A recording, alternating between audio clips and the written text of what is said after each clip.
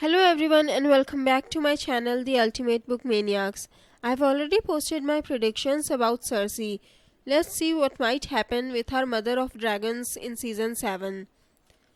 In the season finale, we saw that Daenerys is finally heading back to Westeros with Yara Greyjoy's, the Tyrells and the Martells fleet, or rather the Sands fleet, since there are no Martells left now. But will she reach Westeros without any trouble along the way? I don't think so. Why? Because we all know that defeating Cersei will be a piece of cake for Daenerys. It would be too easy, and Game of Thrones doesn't do easy. So, in order to throw a wrench in her plans, she might have to face some obstacles. Most likely, it would be Euron Greyjoy, especially if he has Dragonbinder. I already explained everything about Dragonbinder in my previous videos. If you haven't read the books, I'll explain it again. Dragonbinder or the Hellhorn is a horn which can control the dragons. Any dragon who will hear its sound will obey the person who blew it. But no mortal person can blow this horn and live. Another obstacle might come from a place none of us are expecting. Yes, my theory is based on a prophecy by Quaithe. Most of these prophecies came true in the books. You saw Quaithe in season 2 when Daenerys was in Qarth.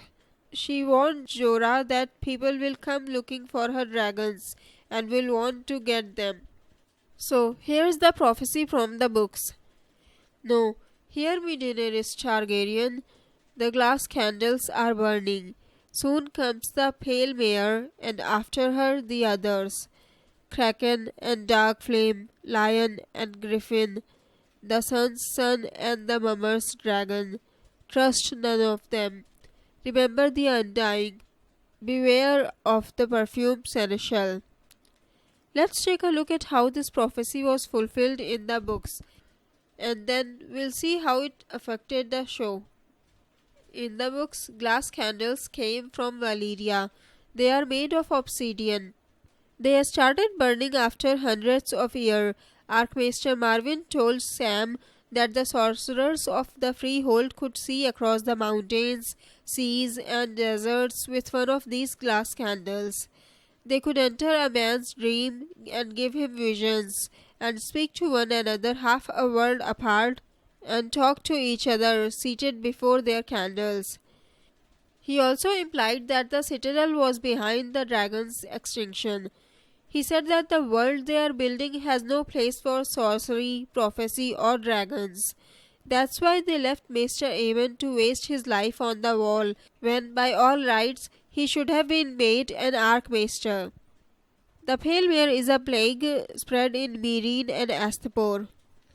Kraken is the sigil of House Greyjoy. In the books, Euron's brother Victarion Greyjoy heads to meet Daenerys along with the Dragonbinder. The dark flame points towards Moqorro. He is a red priest who is sent by the high priest to help Daenerys. Moqorro also made a prediction about Tyrion. Dragons old and young, true and false, bright and dark, and you, a small man with a big shadow snarling in the midst of it all. The lion is obviously Tyrion, who is headed towards Daenerys in the books. The griffin is Jon Connington from the books. The Sun's Son is Jorah Martell's son Quentyn, who finds Daenerys and asks to marry her. I won't discuss Mummer's dragons here, just in case the show decided to do this. And the last is the perfumed seneschal, which could either mean Varys or Archmaester Theobald or Marwyn. In the books, the seneschal is chosen from among the archmaesters by lot. The seneschal is given the governance of the citadel for 1 year. I know this prophecy foretells completely different things in the books, but it also fulfills some things in the show too. The Kraken joined Daenerys even if it was Yara and Sion instead of Victarion. The Dark Flame could be Kinvara instead of Moqorro. The Sun also joined Daenerys, but it was Ellaria Sand instead of Quentyn. Tyrion also joined Daenerys in the show. As for the perfumed seneschal, it could be either Varys, who has already joined Daenerys, or it could be an Archmaester from the Citadel. The main reason I thought of this was because we know that Sam has reached the Citadel, but only seeing Sam learn to be a Maester could get boring. I think we will get to learn a lot more about the Citadel and the Order of the Maesters in the show. And it's entirely possible that Daenerys might meet with the Archmaesters in the show, since Old Town is located in the south of Westeros, and we know that Daenerys is heading south towards Dawn. So, who do you think will become an obstacle in Daenerys' path? I believe that by the end of the season, Daenerys will overcome those obstacles and attack King's Landing eventually. I already predicted what will happen there in my Cersei predictions. You can watch it in the cards section on top of this video. Anyways, Daenerys saw a vision of a burnt throne room in King's Landing in the House of Undying, so that vision might come true.